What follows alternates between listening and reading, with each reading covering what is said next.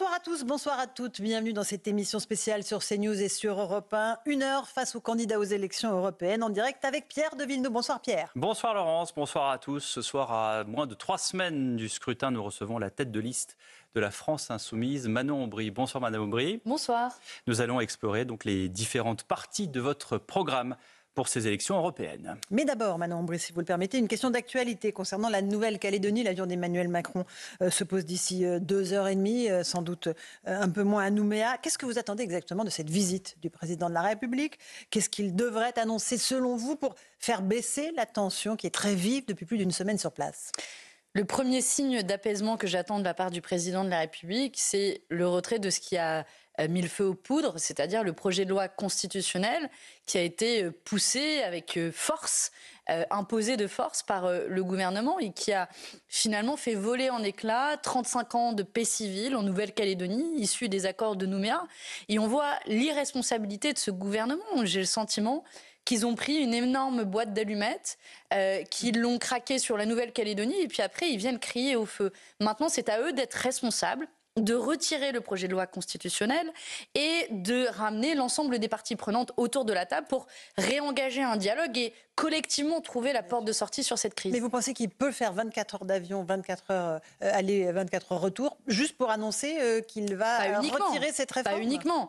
Sa présence en Nouvelle-Calédonie est aussi une réponse aux différentes parties prenantes en Nouvelle-Calédonie qui ont dit mais on ne va pas régler cette immense difficulté qu'on a face à nous à travers un Skype de Paris à Nouméa. Donc venez et puis on en discute, remettons l'ensemble des parties prenantes autour de la table. Et il faut reprendre le long cours issu des accords de Nouméa qui a été interrompu par ce passage en force qui illustre la brutalité globale de ce gouvernement. C'est pas la première fois qu'ils se disent ce qu'en pense la population, on s'en fout, on passe en force. Ben non, en fait, à chaque fois qu'ils passent en force, ça crée du désordre dans le pays. Je vais même plus loin. Je pense que c'est Emmanuel Macron qui crée du chaos dans le pays. Emmanuel Macron, depuis 2017, est un agent du chaos. Tout ce qu'il touche, agent du chaos. Oui, tout ce qu'il touche, ça crée du chaos. La situation en Nouvelle-Calédonie en est l'illustration. On se souvient aussi de la mobilisation des Gilets jaunes. On pourrait prendre tant d'exemples dans les 2 quinquennats comme président de la République. Et je pense qu'il doit faire la démonstration qu'il n'est pas simplement cet agent du chaos. Maintenant, il doit ramener de l'ordre et du calme. Et pour ça, il faut qu'il fasse un geste. Encore une petite question avant de passer la parole à Pierre. Vous avez parlé dans un tweet de cet accord, de ce gouvernement qui aurait fait voler en éclats la stratégie de décolonisation.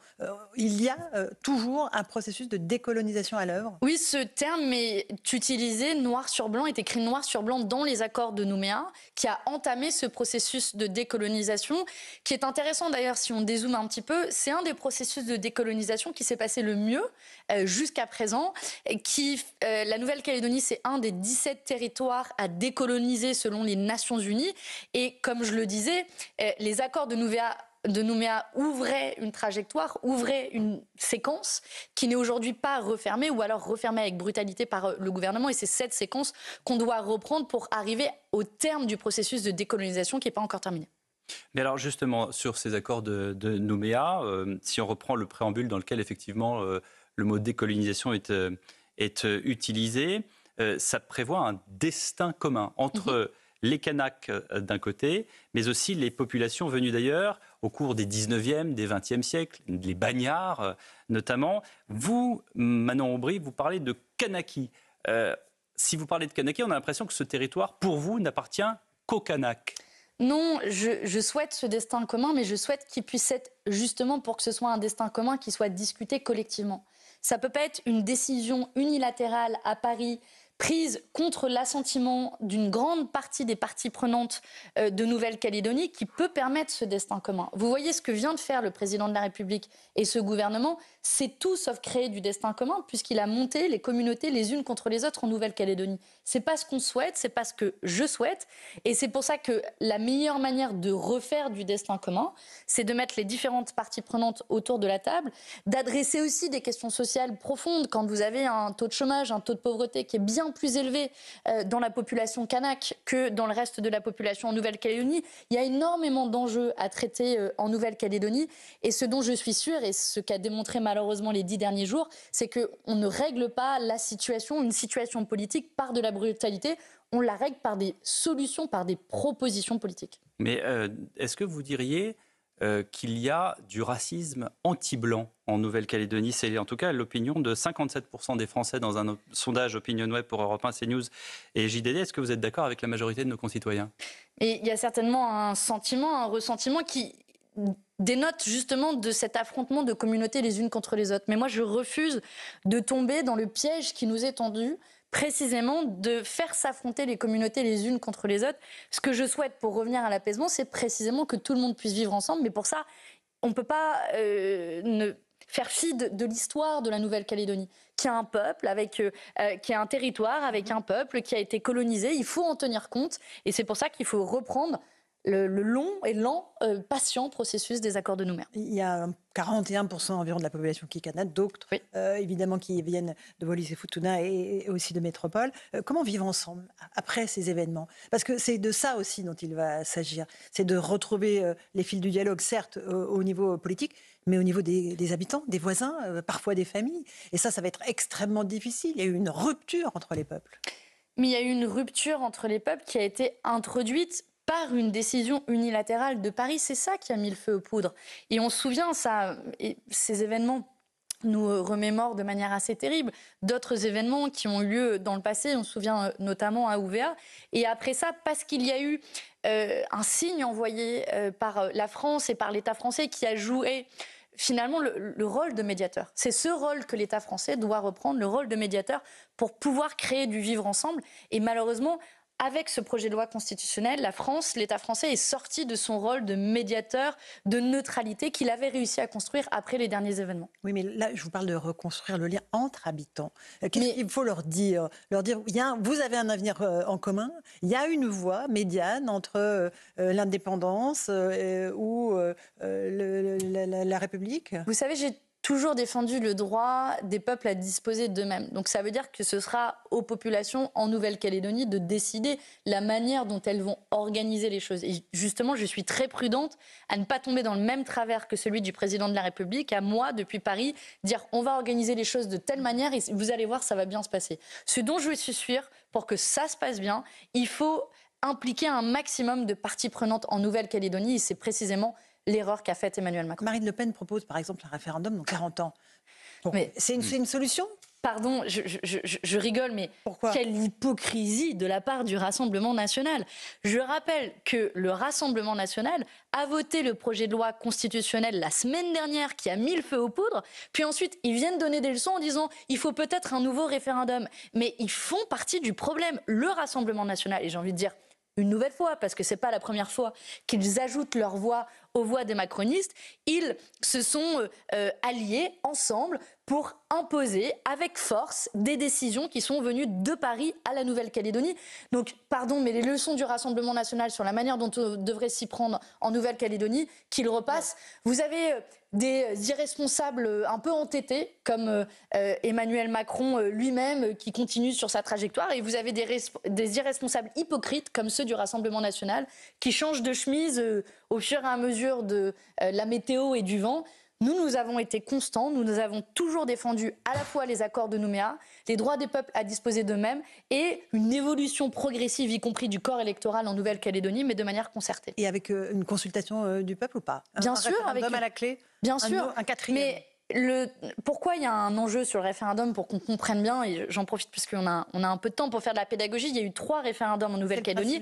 C'est ce que prévoyaient les accords de Nouméa, mais le 3e référendum est contesté par les Kanaks puisqu'il s'est déroulé juste après le Covid, dans une période de deuil kanak. Les Kanaks avaient demandé à ce que la date soit reportée. L'État français, malheureusement, l'a refusé et il y a eu une abstention massive. On est passé de 14% d'abstention d'abstention à plus de 50% d'abstention. Donc oui, il faut qu'il y ait un nouveau référendum, mais plus que ça, ce que prévoient les accords de Nouméa, c'est pas seulement 3 référendums. C'est à la suite de ces 3 référendums que de nouveau les parties prenantes se retrouvent autour de la table pour trouver un chemin en commun, et c'est cette étape qui est aussi manquante dans ce processus. Un mot des violences qui ont eu lieu, des émeutes, des pillages. 6 personnes sont mortes, dont 2 gendarmes. Vous condamnez ces violences, évidemment. Bien sûr, et c'est une situation terrible quand on en arrive à avoir des vies qui sont enlevées par des niveaux de violence sans doute sans précédent en Nouvelle-Calédonie. Et je voudrais avoir une pensée pour les familles endeuillées des 6 personnes. Et je veux aussi dire que le meilleur moyen de protéger la population calédonienne, le meilleur moyen de protéger nos forces de l'ordre qui sont envoyées au front en Nouvelle-Calédonie, c'est d'essayer de ramener le calme. Et ramener le calme, ça passe par un signal et le retrait de ce projet de loi constitutionnel. Je pense que tout le monde en sortira gagnant. On est avec Manon Aubry sur CNews et sur Europe 1. On avance avec un nouveau thème, Pierre. Oui, alors juste une question sur, effectivement, vous parliez des hypocrites en parlant du Rassemblement national. Est-ce que vous-même, vous n'êtes pas en train de tenir un double discours, puisque d'une certaine manière, vous dites, vous vous indignez de l'exportation du monde à l'occidental. Je reviens sur le thème des colonies en Nouvelle-Calédonie, mais en métropole, vous vantez les mérites du multiculturalisme. Comment est-ce que vous justifiez cette contradiction ? Mais la France est un territoire qui a été colonisé ? La France métropolitaine ? Donc vous partez d'une colonie. Vous faites la distinction entre... Je fais la distinction entre un territoire qui a été colonisé, qui est la Nouvelle-Calédonie. De nouveau, je reprends les termes des Nations Unies. Ça fait partie des 17 territoires qui sont encore à décoloniser de par le monde. Il y a une histoire. La Nouvelle-Calédonie qui a été envahie à partir de 1850. Donc il y a des peuples qui habitaient avant. Et la France n'a pas eu... La France métropolitaine, c'est pas une histoire de colonie. Vous, moi, ici, on n'a pas été colonisés. Donc, vous comparez des situations qui ne sont pas comparables. Pour le reste, oui, je continue à prôner un multiculturalisme qui veut dire que chacune et chacun, nous ne faisons pas de différence quand vous êtes française ou français en fonction de votre origine, de votre couleur de peau, de votre religion, de vos pensées politiques, de vos croyances telles qu'elles soient. Et je pense que c'est la force et la beauté de notre pays de savoir construire ce vivre ensemble, et j'y suis très attachée et j'essaie de le défendre avec beaucoup de force. Autre sujet dans l'actualité très important, Manon Aubry, et ça vous intéresse que vous avez été très présente sur ce sujet pendant la campagne, Gaza.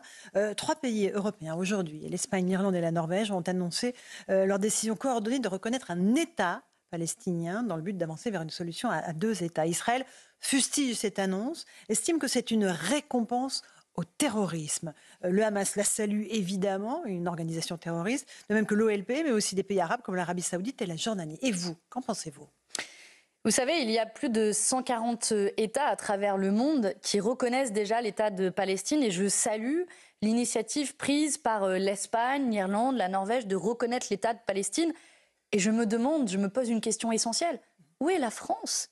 Où est la France ? Ça fait des mois, des années que ce gouvernement, mais y compris même avant, c'est tous des hypocrites. François Hollande, le socialiste, avait proposé de reconnaître l'État de Palestine et personne ne le fait, personne ne le propose. Alors qu'il s'agit là de quoi ? De reconnaître l'État de Palestine dans les frontières de 67 pour que Palestiniens et Israéliens puissent vivre côte à côte dans 2 États séparés et que Israéliens et Palestiniens puissent vivre en paix. C'est ça l'enjeu dans ce conflit israélo-palestinien. C'est pour ça que l'on se bat à la fois pour arrêter les massacres à l'heure actuelle dans la bande de Gaza, et d'ailleurs on y viendra peut-être. La demande du procureur de la Cour pénale internationale va nous permettre d'avoir des leviers à cet égard. Mais il y a un enjeu majeur, c'est à ramener la paix. Ramener la paix, ça veut dire qu'Israéliens et Palestiniens ont droit à vivre en paix, chacun dans un État qui est reconnu par le droit international.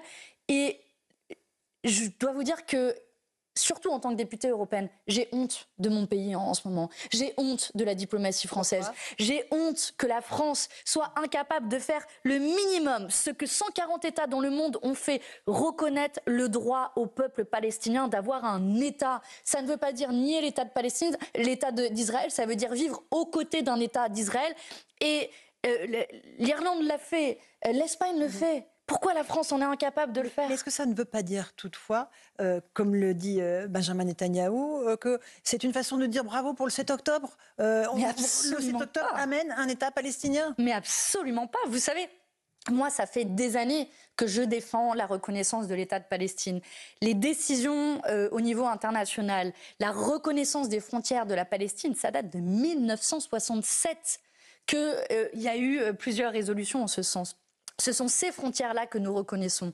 Ça fait des années que plus d'une centaine d'États reconnaissent l'État de Palestine à travers le monde. Il y a eu des décisions aussi aux Nations Unies pour accueillir l'État de Palestine au sein du cortège des Nations Unies. Donc l'enjeu, c'est comment Palestiniens et Israéliens peuvent vivre en sécurité. Et ce qu'on voit bien, c'est que Benjamin Netanyahou ne veut pas d'un État de Palestine, que Benjamin Netanyahou veut massacrer le peuple palestinien, qui veut le chasser de ses terres. Eh bien ça, nous continuerons Il n'y a de pas toutes été nos forces contraint par de le nous 7 y opposer. octobre et par les massacres du 7 octobre. Mais d'abord, première chose, les massacres du 7 octobre, vous le savez, je les condamne avec la plus grande fermeté. Et puisqu'on parle de la décision, je l'ai évoqué, de la Cour pénale internationale, le procureur a demandé également un mandat d'arrêt à l'encontre des dirigeants du Hamas qui ont commis le 7 octobre des actes, Israël, des actes le Hamas, qui sont... dos à dos. Mais alors d'abord, les motifs de poursuite judiciaire ne sont pas tout à fait les mêmes et c'est bien d'être précis en droit international pour commencer.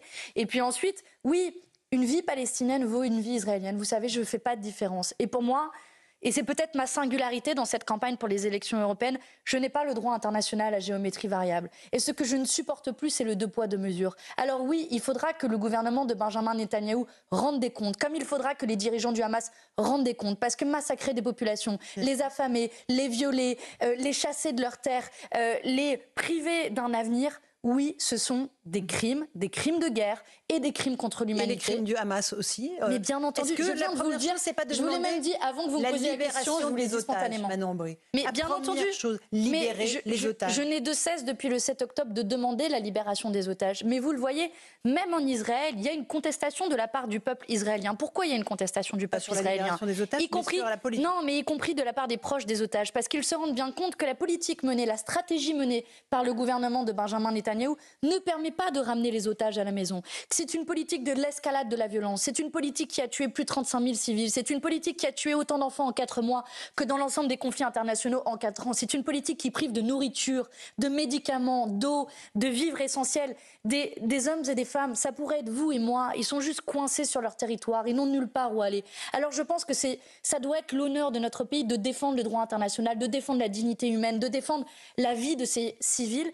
Et c'est la raison pour laquelle je n'aurai de cesse non seulement de défendre la reconnaissance de l'État de Palestine, mais aussi des sanctions à l'égard du gouvernement de Benjamin Netanyahou, un embargo sur l'envoi d'armes, la suspension de l'accord d'association entre l'Union européenne et Israël, parce que, stop, il faut cesser ce massacre, il faut tout faire pour, et j'ai honte de mon pays aujourd'hui qui reste les bras croisés et qui n'agit pas. Votre pays, comme vous dites, Stéphane Séjourné, a dit que ce n'était pas un tabou, la reconnaissance de l'État de Palestine, mais que ça n'était pas le moment. Mais qu'attend-il ? Je pense qu'il attend la libération des otages dont on vient de parler. Pardon, mais Emmanuel Macron est au pouvoir depuis combien d'années dans notre pays ? 7 ans. Et la question d'un droit pour les Palestiniens à vivre dans un territoire reconnu par le droit international, elle ne s'est pas posée depuis le 7 octobre. Mais l'Espagne, la Norvège et l'Irlande le font aujourd'hui. Quand connaissait la colonisation ? Bien sûr, mais il y a d'autres États qui les ont déjà reconnus, qui l'ont déjà reconnu. Je vous ai dit, il y a aujourd'hui, on salue l'Espagne, la Norvège. Je le reconnais parce qu'évidemment, ça envoie un message politique dans le contexte. Mais je rappelle qu'il y a déjà plus de 140 États à travers le monde qui reconnaissent l'État de Palestine. Et c'est frappant de voir à quel point une poignée d'États, finalement, se tiennent à la marge des aspirations d'un peuple juste à vivre tout simplement. C'est la seule chose qu'ils demandent. Ils veulent vivre sans avoir la peur d'être bombardés, sans avoir la peur d'être mitraillés, sans avoir la peur d'être mort de mourir de faim, sans avoir la peur de ne pas avoir de médicaments. C'est ce simple droit qu'ils demandent que vous, moi, ici, heureusement, on en dispose. Comme les Israéliens demandent à pouvoir vivre en paix sur leur territoire, ne pas prendre et le meilleur moyen, je vous l'ai dit, et le meilleur moyen de protéger le droit des Israéliens comme le droit des Palestiniens à vivre en paix, c'est avoir 2 États reconnus par le droit international où chacun peut vivre en sécurité. Je ne souhaite que cela. Et à l'inverse, on a un gouvernement qui est en train de massacrer un peuple, de faire fi du droit international, de s'asseoir sur le droit international. Et je le redis, la décision, la demande du procureur de la Cour pénale internationale doit faire date.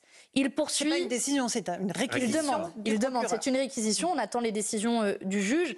Mais je suis allée regarder dans le détail les raisons qui ont été invoquées. Il parle d'affamés, d'homicide intentionnel, d'extermination ou meurtre, de crimes de guerre et de crimes contre l'humanité. C'est les motifs pour lesquels vont peut-être être poursuivis demain les dirigeants du gouvernement de Benjamin Netanyahou et Benjamin Netanyahou lui-même. Vous savez, la France, elle a décidé, elle est membre du statut de Rome qui a créé la Cour pénale internationale. Et dans le statut de Rome, il y a un article, l'article 86, qui dit que tous les États doivent contribuer à réaliser, mettre en œuvre des mandats d'arrêt. Et donc, s'il y a un mandat d'arrêt qui est prononcé, la France doit tout mettre en œuvre pour arrêter Benjamin Netanyahou. Et je pense qu'elle doit en tirer les conséquences en adoptant des sanctions, embargo sur l'envoi d'armes, suspension de l'accord d'association entre l'Union européenne et Israël. Parlons pouvoir d'achat, Manon Aubry, si vous le voulez bien. C'est le premier des 9 thèmes développés dans votre programme de campagne, celui de l'Union populaire. Sortir de l'austérité, partager les richesses. Vous citez d'ailleurs Victor Hugo et son discours à l'Assemblée nationale le 9 juillet 1849. À lire ce que dit Emmanuel Macron dans l'Express qui sort demain. L'exécutif a fait face aux crises, a baissé les impôts, a investi dans les services publics, est en train de remuscler notre appareil productif. 60 milliards d'impôts en moins, 30 sur les ménages et 30 sur les entreprises. 2 séries d'économies encore dernièrement, de 10 milliards chacune, la création de France Travail, des objectifs toujours présents. À le lire, c'est circuler, il n'y a rien à voir. On garde le cap car notre stratégie est la bonne. Vous répondez quoi? Tout va bien, Madame la Marquise, non? Je sais pas, on va interroger vos téléspectateurs, vos auditeurs.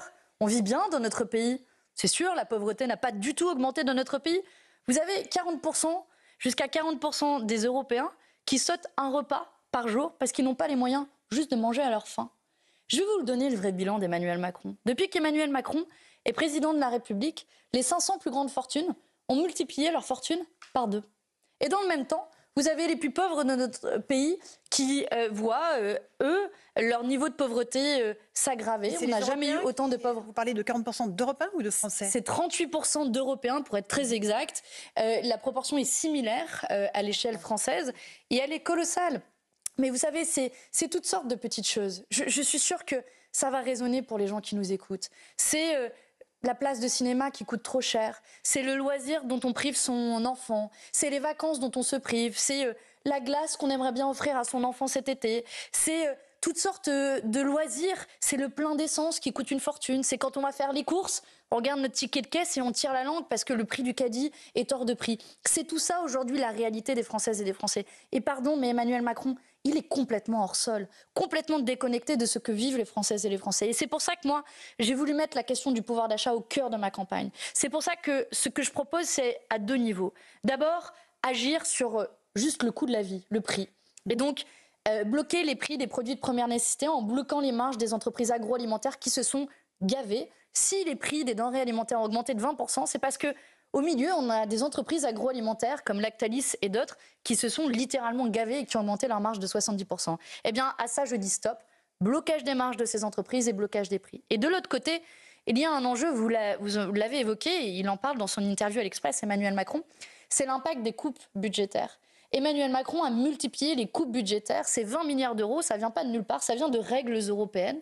L'austérité budgétaire qui a été votée par les socialistes, par les macronistes, par la droite ensemble.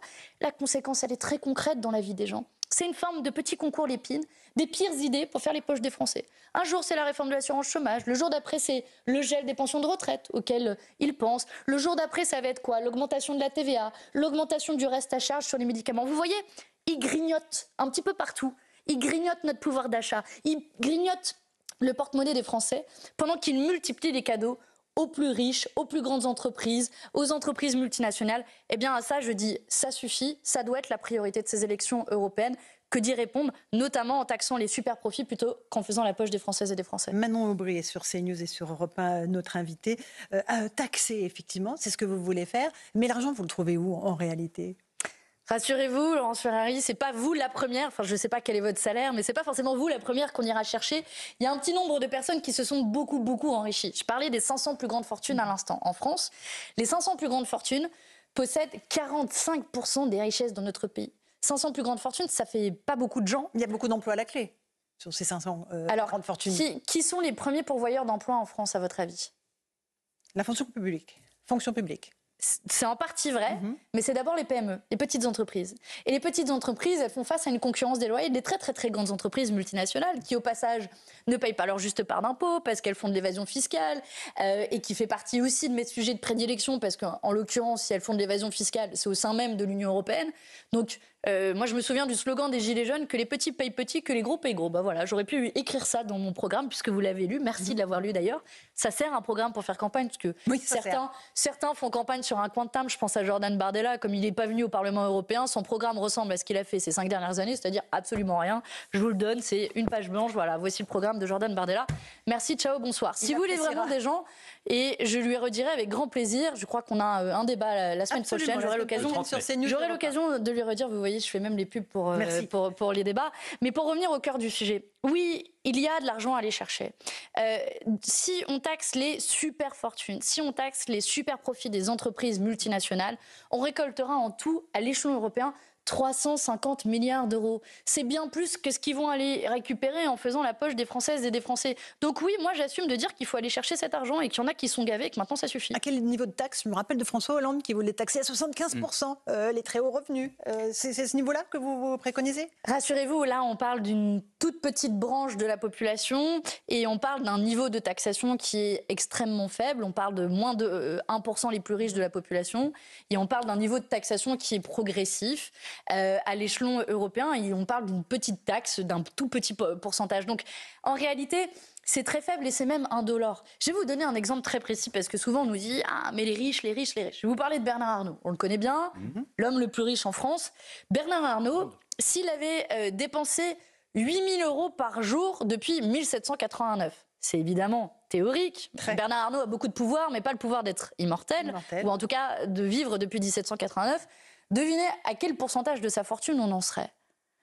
8 000 € par jour depuis 1789, on n'en serait qu'à 1% de sa fortune.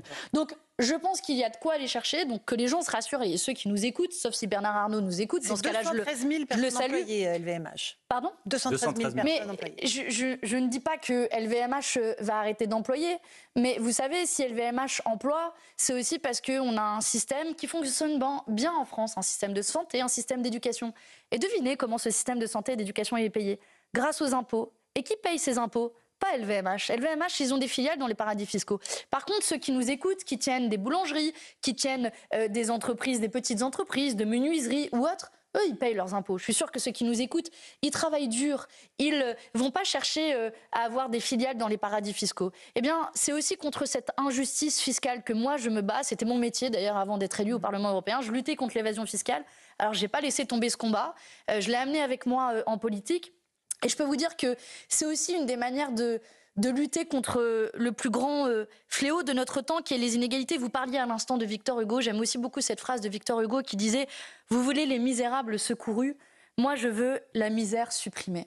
Eh bien, c'est peut-être la meilleure manière de résumer notre priorité, notre programme pour ces élections européennes.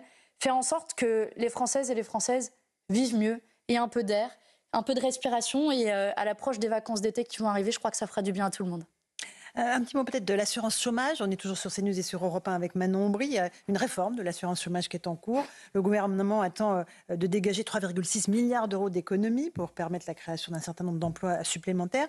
Et il y aura dans cette réforme, il faudra avoir travaillé 8 mois sur les 20 derniers mois pour avoir droit au chômage, alors que c'était 6 mois sur les 24 derniers. C'est un recul pour vous ou c'est générateur d'emplois derrière et d'économies ? Cette réforme de l'assurance chômage, c'est une folie. Je ne vais pas y aller par 4 chemins. Et c'est précisément dans la stratégie que j'évoquais à l'instant et qui s'illustre très bien, de faire la poche des Français qui galèrent plutôt que de faire la poche de ceux qui s'en mettent plein les poches. Cette réforme, je vais vous le dire, elle est d'abord inefficace. Les précédentes réformes n'ont même pas été évaluées. Il n'y a aucune étude d'impact solide à l'appui de cette proposition. Quand la porte-parole du gouvernement, Prisca Thévenot, avait été interrogée, elle-même avait dit je ne sais pas trop sur quoi ça s'appuie. Donc elle est inefficace. Elle est ensuite injustifiée. Les comptes de l'Unédic, qui gèrent l'assurance chômage, sont dans le vert. Ils sont absolument pas dans le rouge et on peut tout à fait maintenir notre assurance chômage en l'état. Mais surtout, je vais plus loin. Cette réforme, elle est profondément injuste.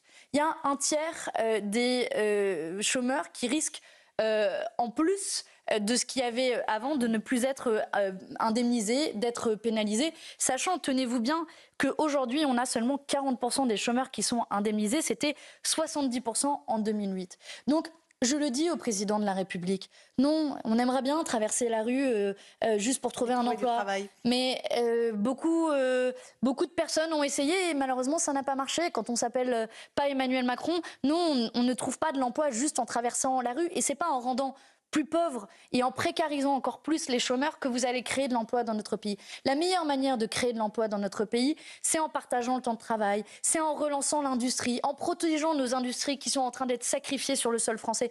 Voilà la manière dont on sauve de l'emploi dans notre pays, pas en faisant la poche des chômeurs qui vont être encore plus précarisés. Et je termine là-dessus, parce que, évidemment, cette réforme, elle va toucher les chômeurs. Mais je veux lancer l'alerte. Elle va toucher tous les salariés de notre pays. Celles et ceux qui nous écoutent, pour bien qu'on comprenne. Si on abaisse le niveau d'assurance chômage à quelques cacahuètes, quelques euros, eh bien, vous qui êtes salarié, finalement, vous avez bien beaucoup d'avantages, même vous qui êtes au SMIC, puisque derrière, il y a des chômeurs qui sont payés quelques cacahuètes qui attendent pour travailler. Et ce que je veux dire par là, c'est que derrière, tous les salariés seront perdants. Donc, non seulement cette réforme, elle est inutile et injuste, mais à la fin des fins, c'est l'ensemble des salariés de notre pays qui seront perdants. Et c'est la raison pour laquelle cette réforme, elle est d'une brutalité sociale inouïe. Elle me rappelle un petit peu, pour être honnête, la réforme des retraites, où ce gouvernement, puisqu'on s'y est opposé, vous y avez bien compris, ce gouvernement a condamné à 2 ans de travail supplémentaire des millions de Françaises et Français dans la plus grande brutalité, en passant en force. Ils sont en train de faire exactement la même chose avec cette réforme de l'assurance chômage. Vous avez parlé sur Europe 1 et sur CNews, alors qu'on vous écoute et on vous regarde, Manon Aubry, de la désindustrialisation, de réindustrialiser le pays. C'est aussi le mantra d'Emmanuel Macron. Il en parle dans cette justement fameuse interview dans l'Express à paraître demain. Il y a quelques jours, vous étiez en déplacement avec François Ruffin à Amiens pour rencontrer les ouvriers victimes de la désindustrialisation européenne à l'usine Metex qui risque de fermer. Qu'est-ce que vous leur avez proposé ? D'abord, l'usine Metex, elle est assez représentative, je trouve, des échecs de l'Europe d'Emmanuel Macron, à 2 titres. Le premier, c'est les échecs du libre-échange généralisé. On soumet nos industries, mais aussi notre agriculture, à une concurrence déloyale, à une production qui vient des 4 coins du monde. Et dans le cas de Metex, on les soumet à une production chinoise qui est évidemment dans des conditions sociales beaucoup plus faibles, qui est en plus beaucoup plus polluante. Ce qu'ils produisent, c'est de la lysine, ça sert notamment à produire des médicaments, et c'est 5 fois plus polluant quand c'est produit en Chine qu'en France. Donc, vous prenez l'empreinte carbone en plus, c'est ça ? Exactement. Premier échec, qui est l'échec du libre-échange. Et deuxième échec, une des raisons pour lesquelles Metex risque de mettre la clé sous la porte, c'est à cause du coût de l'énergie. Le marché européen de l'électricité a fait exploser le coût de l'énergie. C'est vrai pour les entreprises, mais c'est vrai aussi pour nous toutes et nous tous. On l'a constaté, nos factures d'énergie, c'est plus 45% en 2 ans. Et vous voyez, sur ces 2 sujets, c'est un petit peu ma singularité aussi dans cette campagne pour les élections européennes. Je préside le seul groupe au Parlement européen qui n'a donné aucune voix pour n'importe quel accord de libre-échange au Parlement européen. Et je préside le seul groupe qui s'est opposé au marché de l'énergie européen.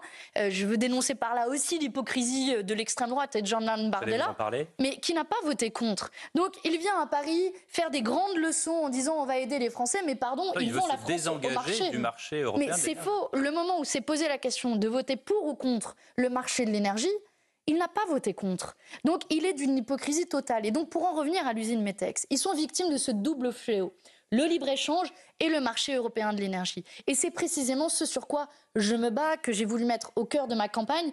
Mais l'objectif était aussi bien au-delà, d'attirer l'attention, la lumière sur cette entreprise Metex, parce que des belles promesses leur ont été faites, mais rien ne se concrétise pour le moment.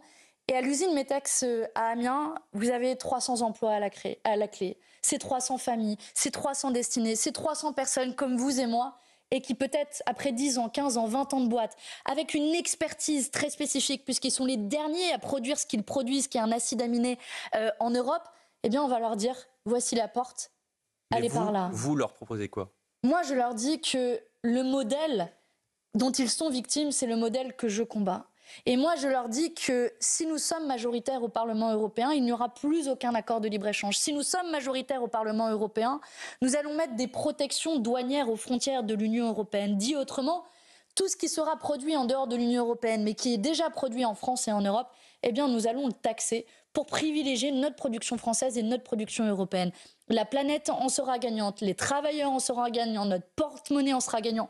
Tout le monde en sera gagnant. Et je leur dis aussi que je continuerai à me battre pour sortir du marché européen de l'électricité, pour faire baisser le coût de l'énergie. Tout le monde, là aussi, en sera gagnant. Les ménages comme les entreprises. Je pense à plein d'entreprises. J'évoquais les boulangers tout à l'heure. Les boulangers aussi qui ont besoin d'une électricité à bas coût, qui ont besoin de prévisibilité. Et je leur dis aux salariés de Metex, j'y suis déjà allée 2 fois, les voir, je leur dis que je reviendrai une 3e fois, une 4e fois, une 10e fois. François Ruffin m'a dit qu'il y allait 13 fois les voir. Nous continuerons à nous battre. C'est pour tous les Metex du pays, en réalité, vous savez qu'on se bat. Parce que des Metex, malheureusement, il y en a d'autres dans le pays. Je pense à des usines de panneaux solaires qui sont en train de mettre la clé sous la porte. Je pense à l'usine Duralex. Je pense à tant de savoir-faire que l'on a en France, tant de technicité qu'on est en train de sacrifier. Et donc, je dis, pour tous les Metex du pays, nous serons là. Nous allons nous battre pour réindustrialiser le pays. Et le 9 juin prochain, vous pouvez voter aussi pour un grand plan de relocalisation industrielle pour produire en France ce dont on a besoin. Ça marche pour l'agriculture comme pour l'industrie. On va parler de l'énergie dans un instant. Encore un mot des industries, parce qu'aujourd'hui, Emmanuel Macron a évoqué 10 nouvelles usines qui vont sortir de terre dans les prochains mois, des start-up, des PME, des ETI. C'est le plan France 2030 dont il parle dans cette interview au journal L'Express, qui vise à encourager l'innovation, de l'acier décarboné à Fos-sur-Mer, des composites à Pont-Sainte-Maxence, des moteurs pour satellites à Palaiseau. On réindustrialise aussi dans notre pays. Il y a des usines qui ferment, d'autres qui ouvrent. Et c'est ça qui est important que vous venez de dire, c'est combien ferment et combien ouvrent. Parce que si vous regardez en net, vous avez une poignée d'entreprises qui ouvrent pour énormément d'entreprises qui ferment. Et je suis allée regarder, je trouve ça assez intéressant parce que la question industrielle m'intéresse, le niveau de production manufacturière en le comparant en mars 2024 et à mars 2017, c'est-à-dire la prise de pouvoir d'Emmanuel Macron, eh bien, il est inférieur de 4%. Dit autrement, la production manufacturière a baissé dans notre pays depuis qu'Emmanuel Macron est au pouvoir. Pourquoi elle a baissé? Parce qu'il a cru en cette fable du libre-échange généralisé. Et lui, au pouvoir, et ses députés au Parlement européen signent à tour de bras des accords de libre-échange. Et de l'autre côté, il a abandonné des industries qui étaient en difficulté en refusant de mettre la main au porte-monnaie, d'avoir un droit de préemption et de venir en aide à ces entreprises qui sont en difficulté et qui, pour autant, ont un savoir-faire très particulier. Je mentionnais l'entreprise Duralex.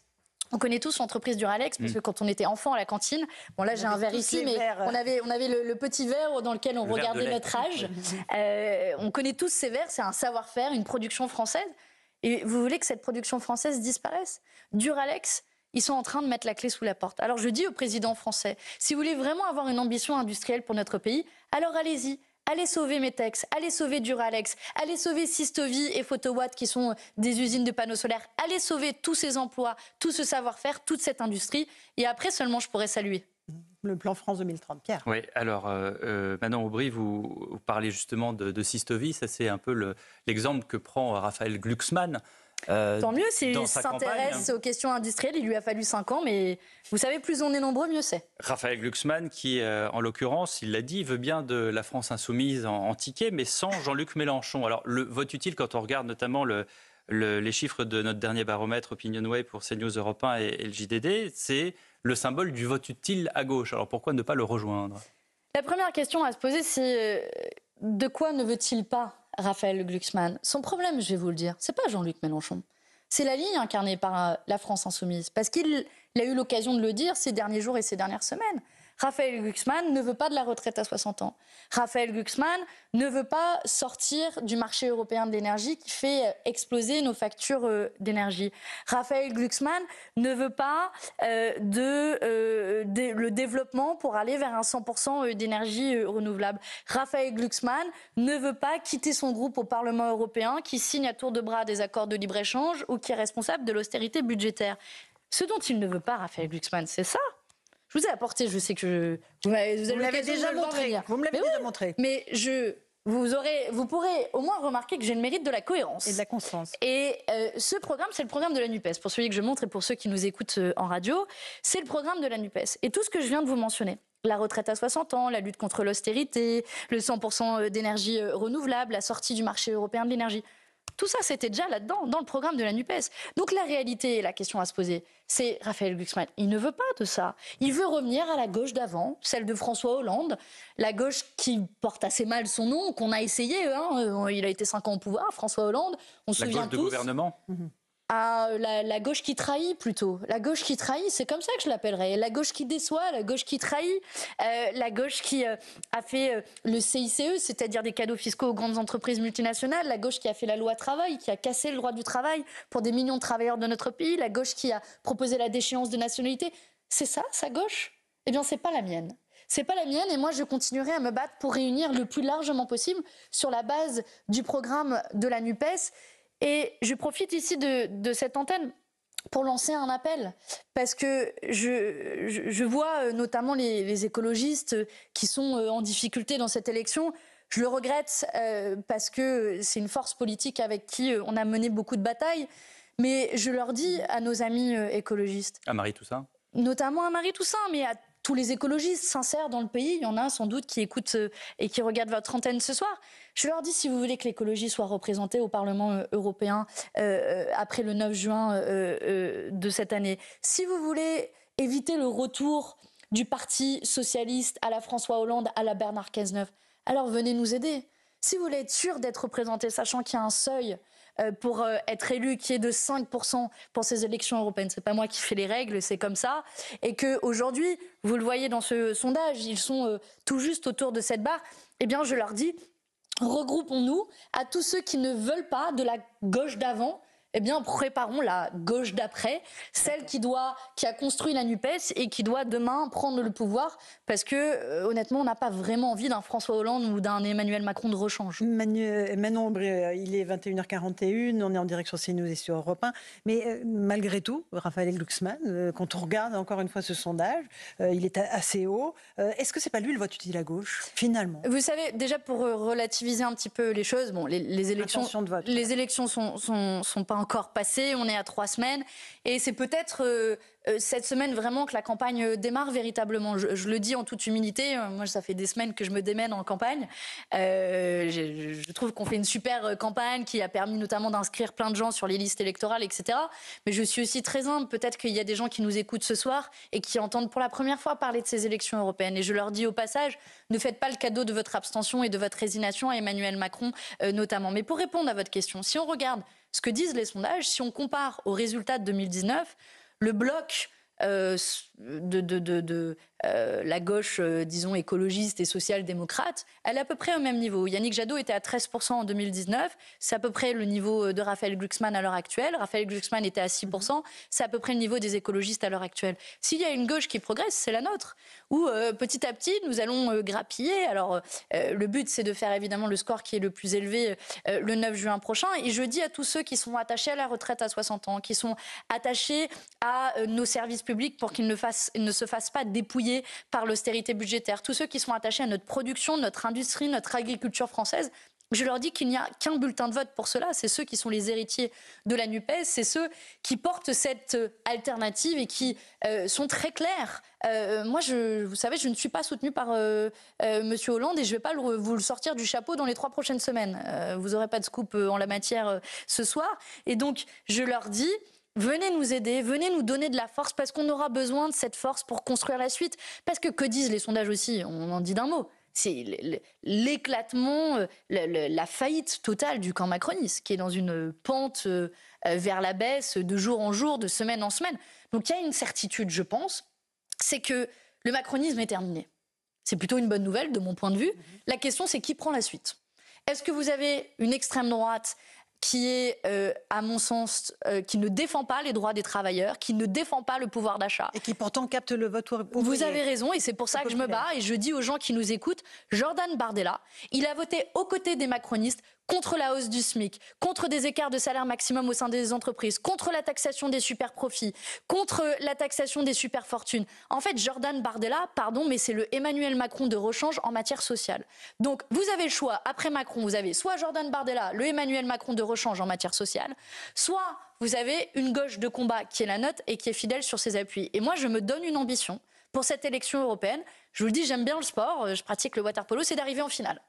Nous, on veut arriver en finale contre l'extrême droite et on sait qu'à la fin, ça jouera entre eux ou nous.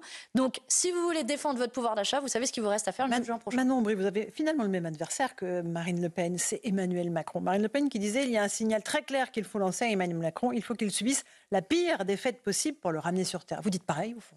J'ai quand même une différence très notable avec Marine Le Pen que je viens d'évoquer, qui est la politique sociale que je veux mener pour notre pays. Quand vous avez l'extrême droite dans notre pays, à l'Assemblée nationale comme au Parlement européen, qui d'abord ne font pas grand-chose. Disons d'un mot, Jordan Bardella, on pourrait le renommer Jordan Bardépala, parce que je ne l'ai pas beaucoup vu au Parlement européen. Il a déposé 21 amendements en l'espace de 5 ans. J'en ai déposé 3500, pardon, mais ce n'est pas le parti à la flamme nationale, c'est le parti à la flemme nationale. Donc, ils ne sont pas là. Et en plus de cela, ils votent systématiquement contre les intérêts des travailleuses et des travailleurs. Mais c'est ça la différence notable. Vous m'interrogez sur la phrase de Marine Le Pen. On a une différence majeure avec Marine Le Pen. Et c'est pour ça que je vous ai dit, on est engagé dans une course de fond sur qui va prendre la suite d'Emmanuel Macron. C'est l'après-Macron qui se joue le 9 juin prochain. Et nous, on est dans les starting blocks, on est prêts, on a un programme conséquent, on a des propositions que j'évoquais, et on est prêt à prendre la suite d'Emmanuel Macron. Mais pour ça, il faut venir nous aider. Il faut venir en force le 9 juin. Bien sûr, il y a des choses qui se jouent au Parlement européen, mais il y a aussi des choses qui se jouent parce que c'est un peu l'élection aux États-Unis, on dirait mi-terme, de mi-mandat, pour reconstruire les rapports de force. Donc je dis aux gens, venez nous aider. Macron, il va compter sur l'abstention. Vous pouvez être sûr que tous ses potes au gouvernement, les plus riches de notre pays, vont aller voter. Mais si la majorité populaire de notre pays vote, alors les rapports de force vont être changés. Et là encore, sur Europe 1 et sur CNews, vous parlez comme Marine Le Pen ce matin sur Europe 1 et sur CNews, qui disait que le pire adversaire, c'est justement l'abstention. Qu'on se mobilise pour que les gens aillent voter, c'est une bonne chose. Vous remarquerez que Marine Le Pen n'a pas fait grand-chose pour que les gens s'inscrivent sur les listes électorales. On est un peu seul à avoir mené cette campagne, mais je m'en félicite puisqu'il y a eu beaucoup d'inscriptions dans pas mal de départements. Manon Aubry, votre programme est notamment tourné vers le pouvoir d'achat depuis le début de cette campagne. Est-ce que cette thématique, d'une certaine manière, n'est pas passée au second plan? Quand on regarde les outrances de Rima Hassan, par exemple, 7e sur votre liste, qui a des positions très tranchées sur Israël. Elle sera d'ailleurs en meeting aux côtés. Ce ne sont pas des outrances de Rima Hassan? Non. Comment appelleriez-vous ça? Des prises de position? Bien sûr. Vous avez le droit, vous êtes un journaliste que je respecte, et vous avez le droit d'avoir votre avis.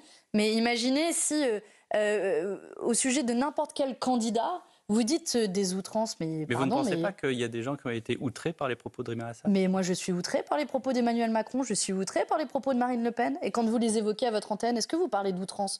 Vous voyez, est-ce que vous pensez même pas dans que la manière de poser les questions, vous avez le droit d'avoir des désaccords avec Rima Hassan, avec moi, avec qui que ce soit. C'est la démocratie, je défends la démocratie. J'entends. Mais vous voyez que les termes du débat sont biaisés. Pardon, je me suis permise de vous reprendre.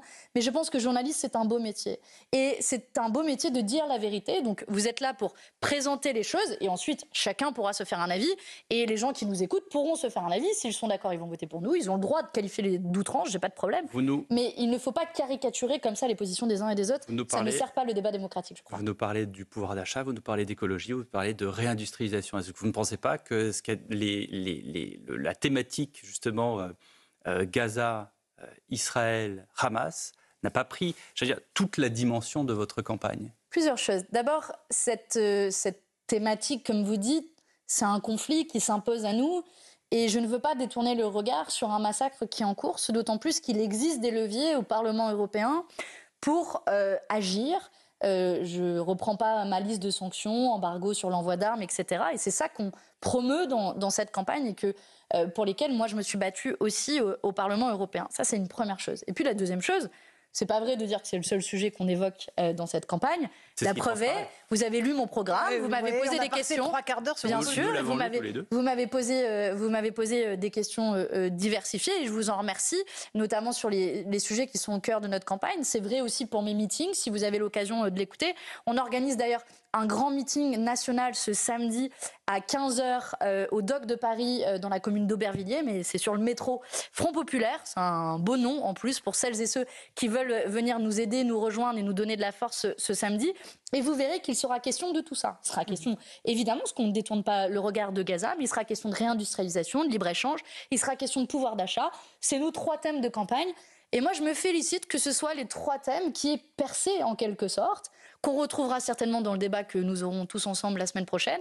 Et j'y vois plutôt un signe du succès de notre campagne en l'état. Manon Aubry, un mot de la sécurité. Gabriel Attal a rendu hommage aujourd'hui à 2 agents pénitentiaires qui ont été tués dans l'évasion de Mohamed Amra. C'est une vraie préoccupation des Français, la sécurité. Elle arrive très très haut, derrière le pouvoir d'achat. La semaine dernière, 2 gendarmes, je l'ai évoqué au début de l'émission, ont été tués en Nouvelle-Calédonie. Il y a aussi les policiers, les pompiers qui ont été décorés par Gérald Darmanin.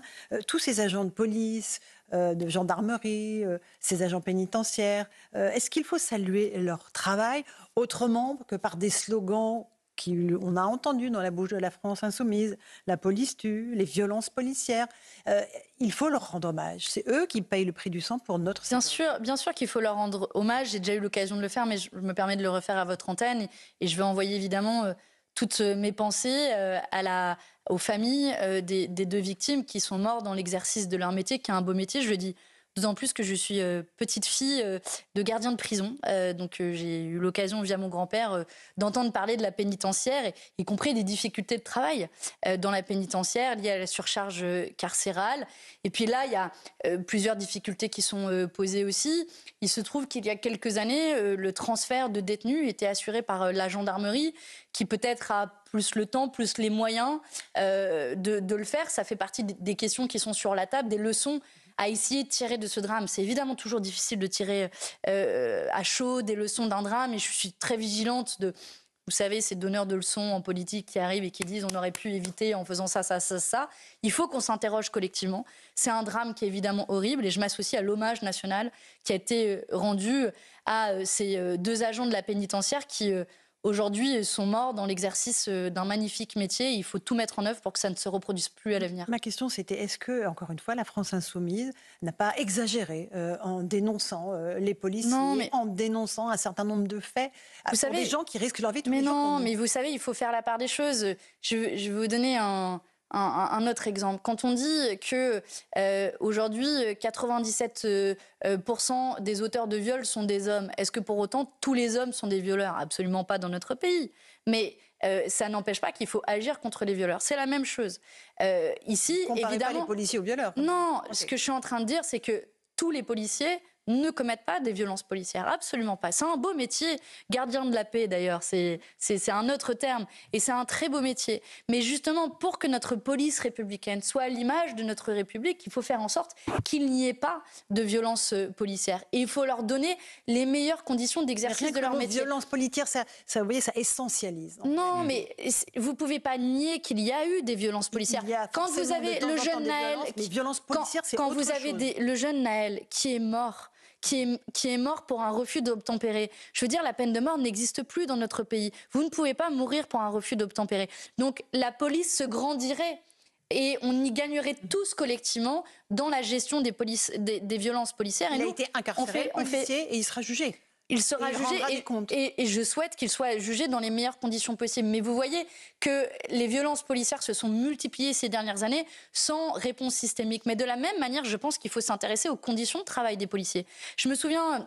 Mon collègue Alexis Corbière, député à l'Assemblée nationale, avait fait une proposition de loi il y a quelques mois ou années de ça, où il proposait précisément de mieux payer les heures supplémentaires qui restent non payées pour les policiers. On s'intéresse aux questions des conditions de travail des policiers, et c'est pour ça qu'il est d'autant plus important qu'on puisse apporter des réponses politiques. Pierre Bruno, peut-être une question pour Manon Aubry. Juste après le scrutin du 9 juin, les députés européens devront ratifier le pacte asile-immigration. À date, seul Valérie Hay a voté pour le texte. Qu'est-ce qui vous empêche, vous, de le faire? Ce pacte asile-immigration, je vais vous dire, il est inhumain et inefficace. Inhumain parce que il ne règle pas la question centrale qui est la transformation de notre mer Méditerranée en cimetière à ciel ouvert. Vous dites de Frontex d'ailleurs que c'est une agence meurtrière. Oui, parce que sous la présidence notamment de M. Légéry, qui est sur la liste de M. Bardella, il y a eu 25 000 morts en mer Méditerranée. Et d'ailleurs, ce M. Légéry a dû démissionner de son poste parce qu'il était poursuivi par l'agence anticorruption, notamment pour avoir fait ce qu'on appelle des refoulements illégaux, c'est-à-dire que des migrants ont été pris, renvoyés dans des lieux qui sont absolument non sûrs, comme la Libye. Donc ce pacte asile-immigration, pour y revenir, il est d'abord inhumain. Il ne règle pas la question humaine du sauvetage en mer, il prévoit d'enfermer des enfants au mépris du droit international et puis il est inefficace parce qu'il ne répond pas à la question d'une meilleure coordination à l'échelon européen qui était, je me souviens le moment où il a été présenté pour la première fois, c'était à peu près à mi-mandat. On nous avait posé ça comme un objectif d'une meilleure coordination des États européens. Non seulement il n'y a pas de meilleure coordination, ça veut dire qu'on laisse les États du sud de l'Europe seuls face à la gestion des exilés, mais en plus de cela, qu'il permet, ce pacte, de financer des murs aux frontières de l'Union européenne. Mais vous pouvez mettre tous les murs que vous voulez aux frontières de l'Union européenne, vous ne réglerez pas la question. Comment on règle la question? D'abord, on règle la question en agissant sur les causes des migrations. Vous savez, on ne monte jamais sur un radeau de fortune comme on monte sur un bateau de croisière. Et si vous et moi, nous trois, on ne quitte pas notre territoire, c'est qu'on n'a pas de raison de le quitter. Donc faisons en sorte que les gens n'aient pas de raison de quitter leur territoire, par exemple en agissant sur les accords de pêche inégaux, sur les accords commerciaux inégaux, sur les catastrophes climatiques. Ça, c'est le premier enjeu. Sur les passeurs aussi. Mais le meilleur moyen d'arrêter le trafic des passeurs, c'est précisément d'agir sur les causes profondes des migrations. Mais quand les gens arrivent sur notre territoire, on a un devoir d'accueil et de dignité le plus élémentaire. Et d'ailleurs, on a su le faire avec les Ukrainiens. On a su accueillir plus de 4 millions d'Ukrainiens sur notre continent. À raison, ils fuyaient la guerre. Mais pourquoi sommes-nous capables de le faire quand il s'agit d'Ukrainiens et sommes-nous incapables de le faire quand il s'agit de Syriens qui fuient aussi la guerre? Eh bien, moi, j'assume ce devoir de dignité, d'humanité le plus élémentaire et d'assurer des conditions dignes d'accueil comme on a pu le faire pour les Ukrainiens. Maintenant, il faut arrêter d'agiter le spectre migratoire comme tous les dangers, l'objet de tous les dangers. Pardon, mais si aujourd'hui le coût de la vie est cher dans notre pays, c'est pas à cause des migrants, c'est pas à cause des Syriens. Et donc, cette stratégie, notamment de l'extrême droite, qui consiste à agiter les peurs, eh bien, je pense que c'est pour mieux masquer leur incompétence en matière sociale et leur tentative d'apporter des réponses en la matière. Manon Aubry, est-ce qu'il faut accueillir tout le monde en Europe? Est-ce qu'il n'y a pas un juste milieu entre votre position et le zéro émigration du Rassemblement national? Mais je ne vous dis pas qu'on va ouvrir les frontières et qu'on va accueillir tout le monde. Je vous dis qu'il y a des règles du droit international. Par ailleurs, je suis favorable à le faire évoluer. Par exemple, je suis pour la création d'un statut de réfugié climatique. Le réchauffement climatique est commencé. Il va mettre sur les routes de notre planète des personnes qui fuient la sécheresse, qui fuient des inondations. Il faut qu'on puisse garantir un statut de réfugié climatique. Donc oui, il y a des règles qui existent. Il faut les respecter, ces règles. Mais je vais vous reprendre l'exemple de la Syrie.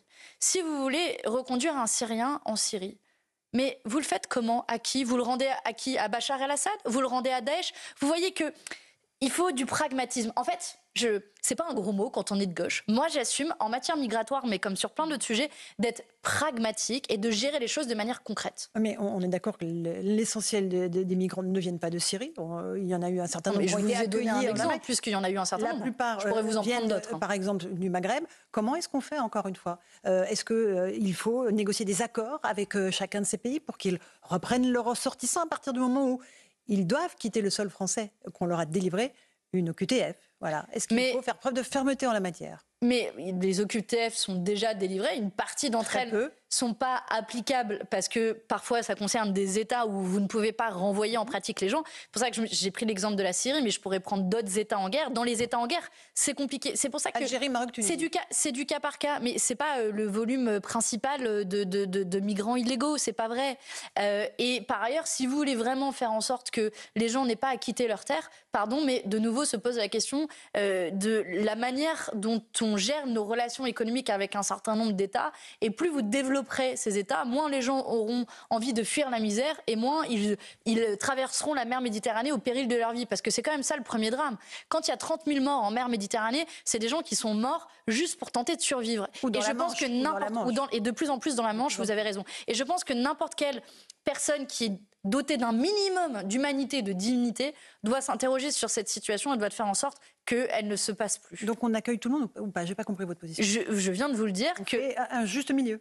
Bien sûr qu'on fait un juste milieu, mais c'est du cas par cas, c'est de la situation par situation. Vous savez, cette chose qui consiste à dire on va reconduire tout le monde, mais c'est même pas réaliste, c'est pas faisable en fait. Mais je vous le mets au défi.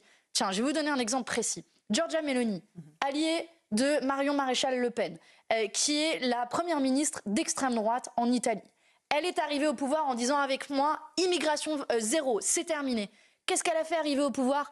elle a régularisé, tenez-vous bien, 450 000 migrants. Donc, vous voyez les délires de l'extrême droite qui consistent à dire il n'y aura plus jamais un seul migrant dans notre pays. Ça ne veut rien dire en pratique. Et moi, je suis une responsable politique qui aspire à gouverner le pays demain. Et pour gouverner le pays, j'assume du pragmatisme et du faire du cas par cas. Une dernière question. Et votre objectif, puisque vous l'avez déclaré cet après-midi, c'est être deuxième derrière l'extrême droite et devant la majorité présidentielle. Ça veut dire quoi ? Ça veut dire arriver en finale, je vous l'ai dit tout à l'heure, arriver en finale, ça veut dire se disputer ensemble l'après-Macron. Ça veut dire être en capacité d'être l'alternative à Emmanuel Macron. On est à peut-être la fin de règne d'Emmanuel Macron, et dans cette fin de règne doit naître autre chose. Et cette autre chose, ça doit être la force politique qu'on incarne avec la France insoumise, qui aspire à un meilleur partage des richesses, qui aspire à un meilleur pouvoir d'achat, à une lutte contre la vie chère, à relocaliser notre production. C'est tout ça qu'on défend. Et moi, j'ai conscience que l'extrême droite est très forte dans notre pays. J'ai conscience, pour être très honnête, que ça va se jouer entre eux et nous. Et c'est pour ça qu'on se donne cet objectif. On veut arriver en finale, être deuxième de cette élection. Je pense que c'est un bel objectif qui va mobiliser nos militantes et nos militants qui font campagne déjà depuis des semaines. Et il n'y a qu'un seul tour, il faut le rappeler aussi. Vous faites bien de le rappeler. Ça fait penser au deuxième tour. Oui, vous avez bien raison. C'est le 9 juin prochain, il y a un seul tour, donc il faut être le plus nombreuses et le plus nombreux possible. Et croyez-moi que si on est nombreuses et nombreux, la dernière fois qu'il y a eu un peu plus de mobilisation, Jean-Luc Mélenchon, à quelques jours du scrutin, il était donné un chiffre, et le jour du scrutin, il a fait 5 points de plus. Eh bien, c'est ce que je nous souhaite. Rendez-vous le 10 juin pour faire le bilan, mais allez voter d'abord le 9 juin. Merci beaucoup, Manon Aubry, d'avoir participé à Face à sur CNews et sur Europe.